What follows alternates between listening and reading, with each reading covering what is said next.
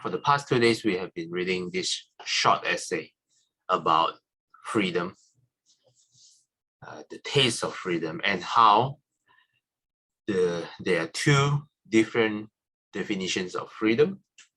The first definition is the modern definition, the freedom of license, where freedom is defined as doing whatever we want without any obstacles.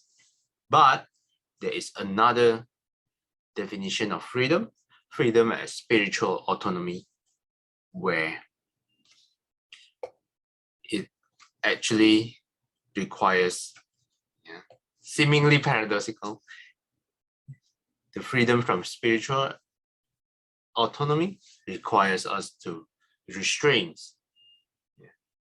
ourselves, restrain our thoughts, restrain our speech, restrain our actions, requirements that include restraint, control, discipline,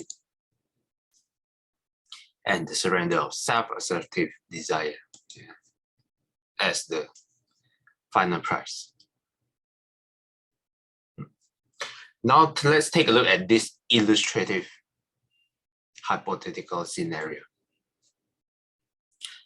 In order to bring this notion of freedom, the freedom of spiritual autonomy, into clearer focus, let us approach it via its opposite condition, the state of bondage, and begin by considering a case of extreme physical confinement. Suppose there is a man locked away in a prison, in a cell, with a dense stone walls and sturdy steel bars. He is tied to a chair. His wrists bound together by rope behind his back. His feet locked in shackles. His eyes covered by a blindfold and his mouth by a gag.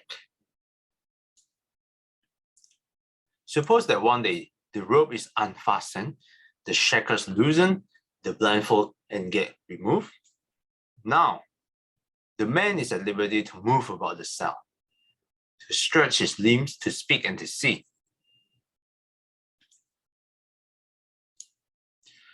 But though at first he might imagine that he is free, it will not take him long to realize that true freedom is still as distant as the clear blue sky beyond the stones and steel bars of his cell.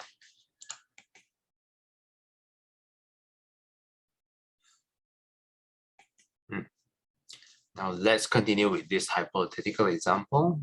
How about Sister Shomi? Would you like to read? Wait, you are muted.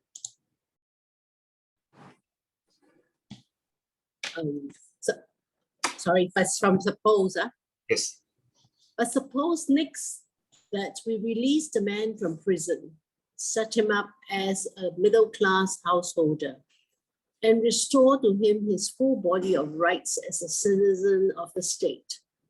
Now he can enjoy the social and political freedom he lacked as a prisoner. He can vote, work, and travel as he likes.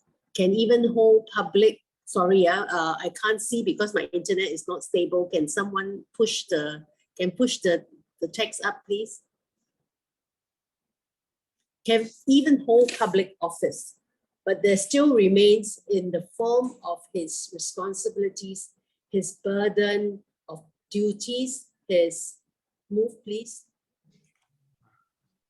limitations of power, pleasure, and prestige, a painful discrepancy between the freedom of mastery for which he might personally yearn and the actuality of the situation which circumstances have doled out to him as his drearisome lot. So let us, as a further step, lift our man up from this middle-class routine and install him, to his pleasant surprise, upon the throne of a world monarch, a universal emperor exercising sovereignty over all the earth. Let us place him in a magnificent palace surrounded by 100 wives. More beautiful than lotus flowers, possessed of the five senses. Possessed of limitless resources of gold, land, and gems, endowed with the most sublime pleasures of the five senses. All power is his, all enjoyment, fame, glory, and wealth. He needs only express his will for it to be taken as command, need only utter a wish for it to be translated into deed. No obstruction to his freedom of license remains. But still, the question stands, is he truly free? Let us consider the issue at a deeper level. Thanks, Sister Shomi. Okay. Yeah, so this is quite a illustrative example. We started off by putting this man at a total and complete bondage, tied to a chair, wrists bound together, rope behind his back, feet locked in shackles, eyes covered in blindfold, and mouth by a gate. Totally immobile. And then we started off by slowly, one by one, removing his physical shackles. Remove the rope, the shackles loosen, don't get removed. Now he can move around the cell, and then from then on, we take it a step further, release the man from the prison, set him up as a middle-class household. Restore to him his full body rights as a citizen of state. Now he is just like us, working, and he can enjoy the social and political freedom he lacked as prisoner. He can vote, he can work and travel as he likes, and can even hold public office.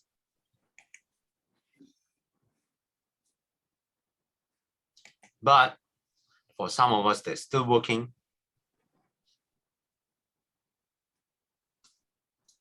we still have some kind of responsibilities or burden of duties or limitations of power, pleasure, and prestige.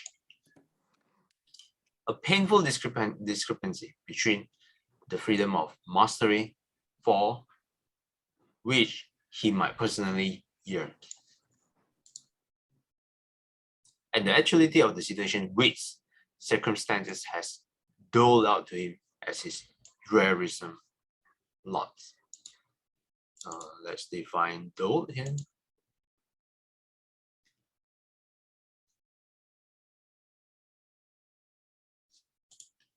Doled out. Given out in portion, distributed as his rarisome lot. Let's define rarisome.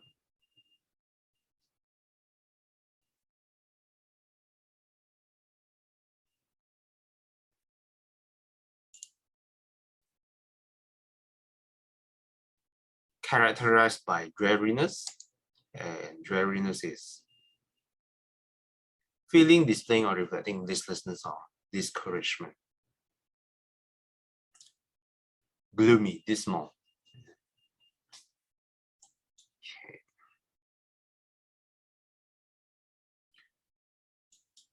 So for working class people, like some of us who is still working, there is still some responsibilities that we have that distributed us has become a gloomy situation. Now we're taking it a step further. Leave our man up from this, our usual middle-class working routine, install him to his pleasant surprise upon the throne of a world monarch. universal emperor,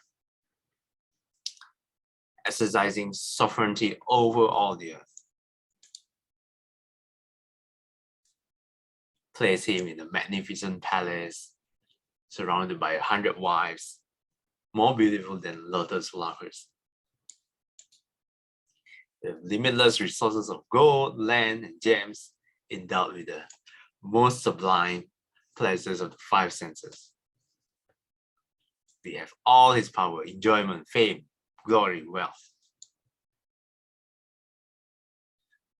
He only needs to do a snap, express his will for it to be taken as command. Only utter a wish for it to be translated into deed. No obstruction to his freedom of license remain. Now, even at this situation, imagine yourself, you're at this situation where you have unlimited resources, you can do anything you want.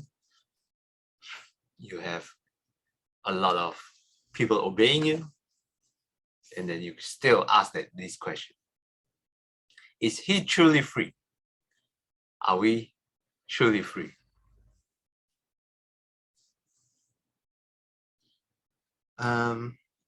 Before we continue, I think this scenario is the worth to think about on your own.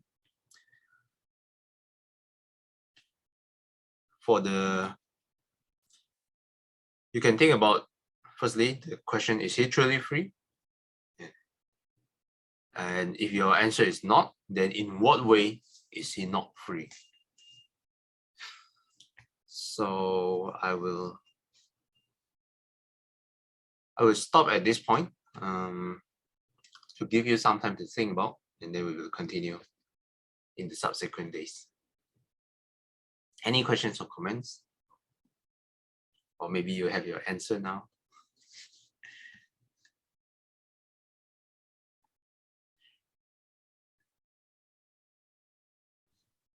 We all know the answer, isn't it? Sorry? We all know the answer, isn't it? Yes, but maybe we can be a little bit more specific. You know that even as a, an emperor or whatever high position, there's still old age, sickness, and death eventually that follows with birth. So there's this endless samsaric energy that keeps making us suffer. Yeah, I don't know. I mean, that is my viewpoint. Even no matter how much power you have, how much fame, how much glory, how much wealth, eventually you have to give all that up. Yeah, when death comes. That's my. Yes, that is one angle to look at, and that is certainly the Buddhist angle to look at it. But even without old age, sickness, and death, there is also another angle that I feel is more direct that we can look at. But we will explore this in the days to come. Yeah, thanks for adding on, Saiken. Any other questions or comments?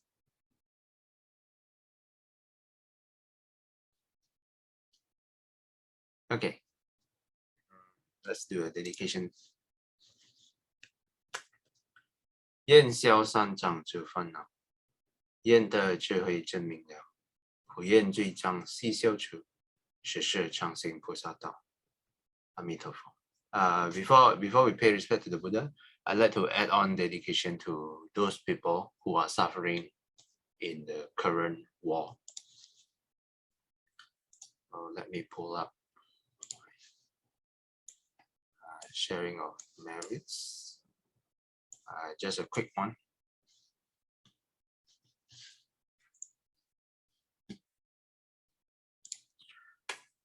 Let's share the merits to the Devas, the Buddhas, the Nagas, the dragon spirits, and to all beings, wishing them rejoice in the merits to protect the Buddha's asana, to protect the world, to protect ourselves and others.